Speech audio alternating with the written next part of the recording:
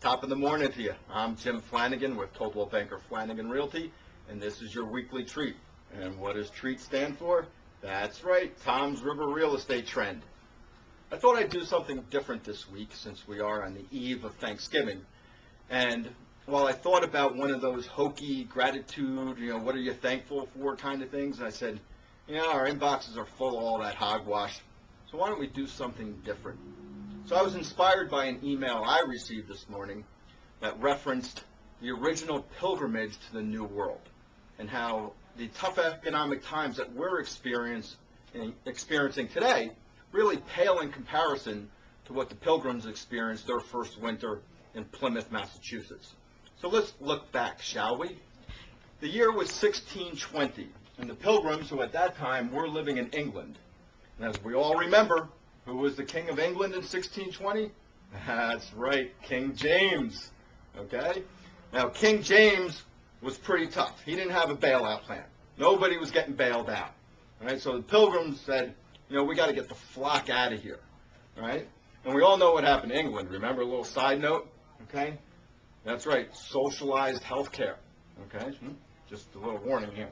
All right, so the Pilgrims say, we want to leave. We want to go to Virginia, go to the New World. So how are we going to get there? Well, they decide to take a boat 3,000 miles across the North Atlantic. So they get on this thing called the Mayflower, the first SUV, another little bit of trivia. All right? So they decide to take this 3,000-mile journey across the North Atlantic in the fall, in autumn. What they didn't realize was hurricanes and storms occur in the North Atlantic in autumn. So as they were crossing, they got blown off course, bouncing off in Newfoundland, and eventually ending up in Plymouth, Massachusetts. Now, they arrived in Plymouth, Massachusetts in the winter of 1620. Those that survived the journey barely survived that first winter if it wasn't for the help of the local Indians called the Wampanoags. Now, the Indians showed the Pilgrims how to live, harvest food, fish, and survive the harsh winter of 1620. Now remember, this was pre-global warming, so it was pretty darn cold there. So what happened was, the next year, as the Pilgrims started to learn how to survive for themselves off the land, they celebrated their first harvest with their new Indian friends, the Wampanoag, and thus the spirit of Thanksgiving was born, and we celebrate it year after year with family and friends.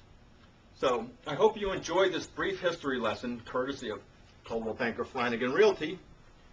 And as a way of gratitude and thanks, get off the fence, buy a house. I know it's the holidays, but mortgage rates are really low. So instead of waiting till after the holidays, get off the fence now so that you can be in a nice, warm, cozy home, so that you can be watching my next video about Christmas from your own home. This has been Jim Flanagan with Coldwell Banker Flanagan Realty, and the rest of the day to you.